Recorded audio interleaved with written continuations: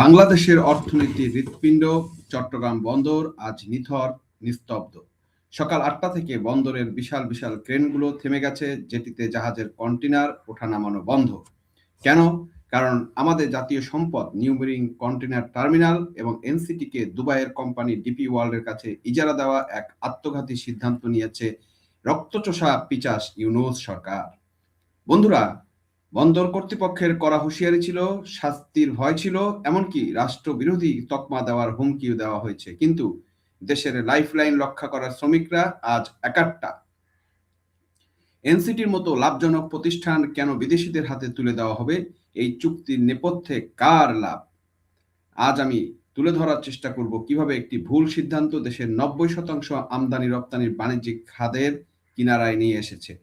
ভিডিওটি শেষ পর্যন্ত দেখুন, কারণ আজ আমরা দেখাবো বন্দর অচল হওয়ার নেপথ্যে থাকা আসল সত্য। আমরা ভিডিওটি দর্শক আরেকটু দেখি, তাহলে আমরা জাতির কাছে একটি মেসেজ দিতে চাই যে চট্টগ্রাম বন্দরকে বিদেশিদের হাতে তুলে দেওয়ার মতো বিধ্বংসী কার্যক্রম বন্ধ করার জন্য দেশের যদি কিছু ক্ষতি হয়ে থাকে তাহলে এটাকে মেনেই আমি মনে করি সরকার আমাদের দাবির প্রতি সম্মান জানানো উচিত। প্রস্তুত কার্যক্রম এমনিতেই বন্ধ, আমরা অপারেশনাল কার্যক্রম আজকে বন্ধ ঘোষণা করেছি এবং চট্টগ্রাম বন্দরের শ্রমিক কর্মচারীরা স্বতঃস্ফূর্তভাবে সকাল ৮টা থেকে অপারেশনাল কার্যক্রম বন্ধ রেখেছে। দর্শক, দুর্ভাগ্য আমাদের যে দেশপ্রেমিক একজন নেতা ছিল চট্টগ্রামে, মহিউদ্দিন চৌধুরী। আজকে যদি মহিউদ্দিন চৌধুরী বেঁচে থাকতো, তাহলে এই যে সরকার যে উদ্যোগটা নিয়েছে, আমার মনে হয় না এটা সাহসও করত।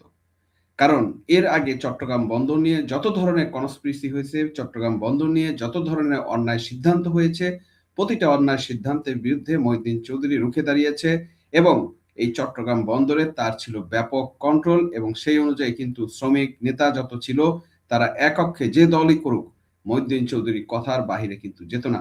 বন্দরের স্বার্থ রক্ষার ক্ষেত্রে মহিউদ্দিন চৌধুরীর যে অবদান, সেটা কিন্তু অনস্বীকার্য।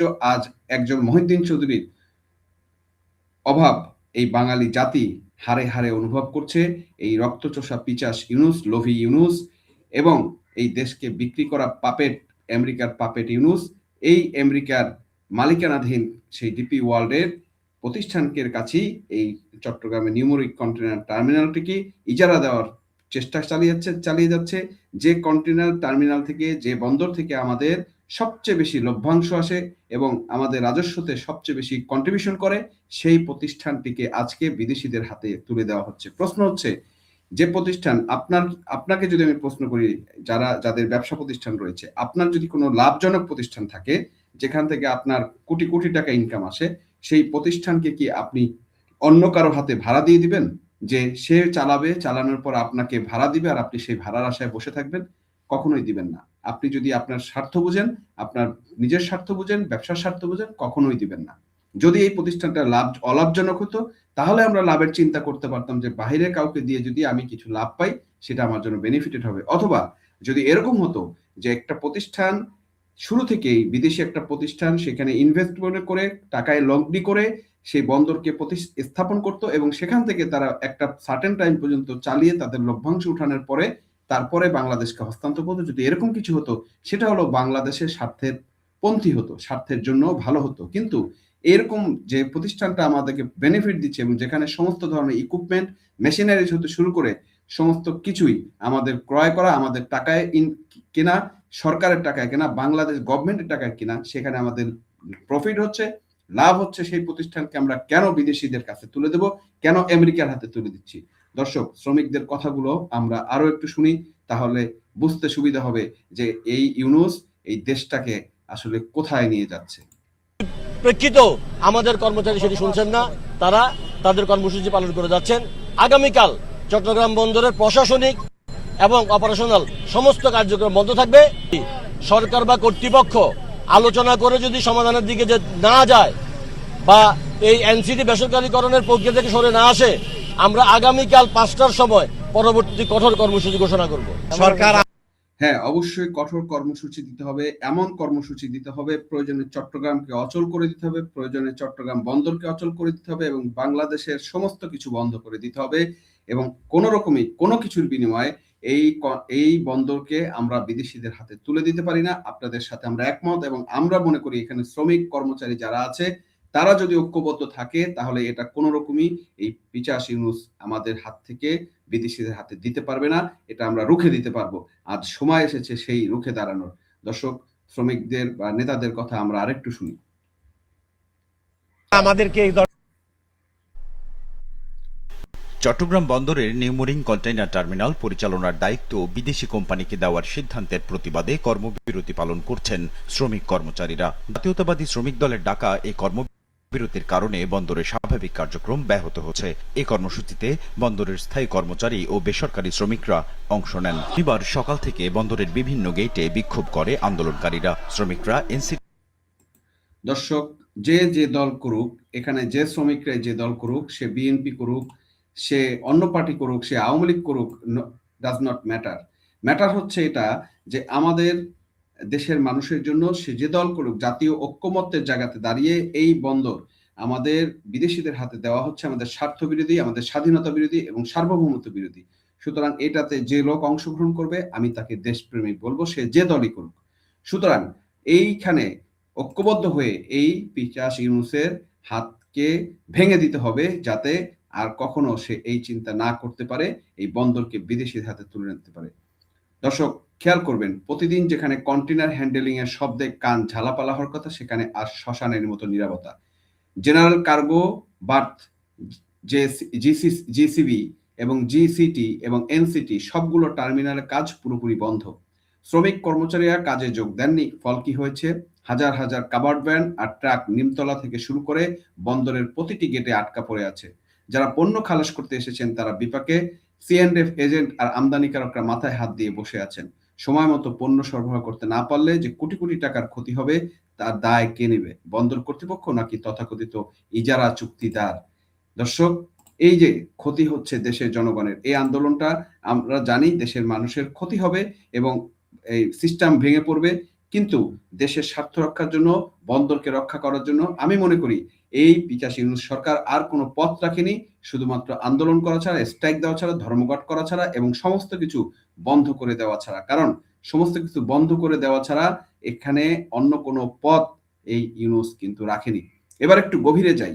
নিউমেরিং কন্টেনার টার্মিনাল বা এনসিটি, এটি চট্টগ্রাম বন্দরের সবচেয়ে লাভজনক এবং আধুনিক টার্মিনাল। আমাদের নিজস্ব লোকবল আর সরঞ্জাম দিয়ে এটি সফলভাবে চলছে।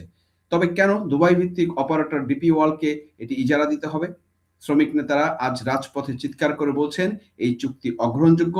কেন একটি স্বনির্ভর প্রতিষ্ঠানকে বিদেশিদের নিয়ন্ত্রণে দেওয়া হচ্ছে? দেশের সার্বভৌমত্বের সাথে এই আপোষ কি আমাদের এই ব্লু ইকোনমি পঙ্গু করে দিবে না? ডিপি ওয়ার্ল্ডের অতীত রেকর্ড কি? তারা কি আমাদের স্বার্থ দেখবে নাকি নিজেদের মুনাফা? এই প্রশ্নটি আজ প্রতিটি সচেতন নাগরিকের। আন্দোলনের খবর যখন আসতেই বন্দর কর্তৃপক্ষ তাদের কড়া মেসেজ দেখিয়েছেন। পরিচালক প্রশাসন মোহাম্মদ ওমর ফারুক স্বাক্ষরিত বিজ্ঞপ্তি বলা হয়েছে সভা, মিছিল বা সামাজিক যোগাযোগ মাধ্যমে পোস্ট দেওয়া নাকি শাস্তিযোগ্য অপরাধ। এমনকি হাইকোর্টের রায়ের বিরুদ্ধে প্রতিবাদ করাকে রাষ্ট্র বা স্বার্থ বিরোধী বলা হয়েছে। দারুণ দারুণ বলতে হয় তাদের এই যুক্তিকে। গণতন্ত্রের কি অপূর্ব নমুনা! নিজের ভাতের অধিকার এবং জাতীয় সম্পদ রক্ষার আন্দোলন কি এখন অপরাধ? শ্রমিকরা কিন্তু এই বিজ্ঞপ্তিকে বৃদ্ধাঙ্গুল দেখিয়েছেন এবং আমি তাদেরকে সেলুট জানাই। তারা আজ বেলা 11টায় বিশাল মিছিল করে বন্দর এলাকা কাঁপিয়ে দিয়েছেন। তাদের বার্তা পরিষ্কার, দাবি না আদায় না হওয়া পর্যন্ত আগামীকাল রবিবারও এবং সোমবার এই বন্দর সচল হবে না। চট্টগ্রাম বন্দর নিয়ে দেশের আন্তর্জাতিক বাণিজ্যে প্রায় 90% পরিচালিত হয়। একদিন বন্দর অচল থাকা মানে হাজার হাজার কোটি টাকার লেনদেন থমকে যাওয়া। কন্টেনার জট বাড়বে, শিপিং লাইনের ড্যামারেজ চার্জ বাড়বে, শেষমেশ পণ্যের দাম বাড়বে আবার আমার এবং আপনার পকেট থেকে। আমদানিকারকরা বলেছেন এই স্থবিরতা দীর্ঘস্থায়ী হলে শিল্প কারখানা, কাঁচামাল সংকট দেখা দিবে। কর্তৃপক্ষ আর শ্রমিকদের এই মুখোমুখি অবস্থানে দেশ আজ বড় ধরনের অর্থনৈতিক সংকটের মুখে। অথচ সমাধান খুব সহজ, জাতীয় স্বার্থ বিরোধী সিদ্ধান্ত বাতিল করে শ্রমিকদের অবস্থায় নেওয়া এবং শ্রমিকদের সাথে থাকা। কিন্তু কর্তৃপক্ষ বা এই পিচাস ইউনূস সরকার কি সেই পথে হাঁটবে নাকি ইজারার কমিশনের নেশায় তারা দেশের ক্ষতি করে যাবে? শ্রমিক দলের সাধারণ সম্পাদক শেখ নুরুল্লাহ আহার স্পষ্ট বলে দিয়েছেন, সব ইকুইপমেন্ট বন্ধ, ধর্মঘট শতভাগ সফল। আরেক নেতা হুমায়ুন কবির হুঁশিয়ারি দিয়ে বলেছেন, আগামীকালও কর্মসূচি চলবে। এর মানে কি? এর মানে হলো আন্দোলন এখন নিয়ন্ত্রণের বাইরে। বন্দর এলাকায় বিপুল পুলিশ মোতায়েন করা হয়েছে। পরিস্থিতি যে কোনো সময় সহিংস রূপ নিতে পারে। অথচ কর্তৃপক্ষ ফোন ধরছে না, মুখ লুকিয়ে আছেন। মোহাম্মদ ওমর ফারুক সাহেব ফোন কেটে দিচ্ছেন ব্যস্ত বলে। দেশের বাণিজ্য যখন অচল, তখন আপনি কিসের জন্য ব্যস্ত ফারুক সাহেব? সেই জবাবদিহিও কিন্তু আপনাকে একদিন করতে হবে। ইজারার ফাইল সই করতে দেখেন আপনারা করেন, কিন্তু একটা কথা বলতে চাই, এই শ্রমিকদের মধ্যে যারা আন্দোলন করছে, শ্রমিক নেতা যারা আন্দোলন করছে, তাদেরকে আমরা সশ্রদ্ধ সালাম জানাবো এবং এই চুক্তিকে বাতিল করার জন্য যত ধরনের কঠোর কর্মসূচি নেওয়া দরকার আপনারা যদি নিয়ে থাকেন, এই দেশের সমস্ত আপামর জনগণ আপনাদের সাথে থাকবে। কিন্তু এখান থেকে যদি কেউ টাকার বিনিময়ে এবং গোপনে এই সরকারের গোপনে সরকারের সাথে লাভের বিনিময়ে, স্বার্থের বিনিময়ে বা কোনো ধরনের উপটকনের বিনিময়ে হাত মিলিয়ে থাকেন, তাহলে ইতিহাসের পাতায় আপনারা একজন মির্জাফর হিসেবে থাকবেন, এই দেশের ধ্বংসকারী হিসেবে থাকবেন। সুতরাং আমি মনে করি প্রত্যেকটি নেতার, শ্রমিক নেতার আজকে সেই দায়িত্ব থেকে তাদেরকে দায়িত্ব নিতে হবে এবং এই বন্দর রক্ষা করার জন্য সমস্ত শক্তি নিয়োগ করতে হবে এবং এই পিচাস ইউনূসের এই লোভকে চিরতরে কবর দিতে হবে। দর্শক, পরিশেষে বলতে চাই, চট্টগ্রাম বন্দর কোনো ব্যক্তিবর্গের পৈতৃক সম্পত্তি নয়, এটি 16 কোটি মানুষের সম্পদ। বিদেশিদের কাছে এই সম্পদ ইজারা দেওয়ার আগে দেশের মানুষের স্বার্থ দেখা উচিত ছিল। আজ শ্রমিকরা যে ধর্মঘট রেখেছে তা শুধু ভাতের লড়াই নয়, এটি সার্বভৌমত্বের লড়াই। আপনারা যারা ভিডিওটি দেখছেন, আপনারা কি মনে করেন লাভজনক এনসিটি বিদেশিদের হাতে তুলে দেওয়া সঠিক সিদ্ধান্ত? বন্দর কর্তৃপক্ষের এই শাস্তির যে হুমকি দিয়েছে এই আন্দোলনকারীদের, কণ্ঠরোধ করতে কি পারবে সেটা দিয়ে? আপনারা কমেন্ট করে আপনাদের মতামত জানাবেন। ভিডিওটি শেয়ার করুন, সরকারের নীতি নির্ধারকদের কাছে এই প্রতিবাদের ভাষা পৌঁছান, দেশের জনগণের কাছে এই ভাষা পৌঁছান এবং আমি মনে করি দেশের প্রত্যেকটি নাগরিকের প্রত্যেকটি যে অবস্থানে রয়েছেন সেখান থেকে আন্দোলনের প্রতি সহমর্মিতা এবং সহমত প্রকাশ করা উচিত, যাতে এই আন্দোলন সফল হয় এবং ইউনূসের এই কমিশনের টাকা বাণিজ্য, কমিশন খাওয়ার স্বপ্ন ভেঙে চুরে খান খান হয়ে যায়। দর্শক, চ্যানেলটি সাবস্ক্রাইব করে আমাদের সাথে থাকুন। আজ এ পর্যন্তই, দেখা হবে পরবর্তী ভিডিওতে। ততক্ষণ ভালো থাকবেন, সুস্থ থাকবেন এবং সবচেয়ে বড় কথা হলো নিরাপদ থাকবেন।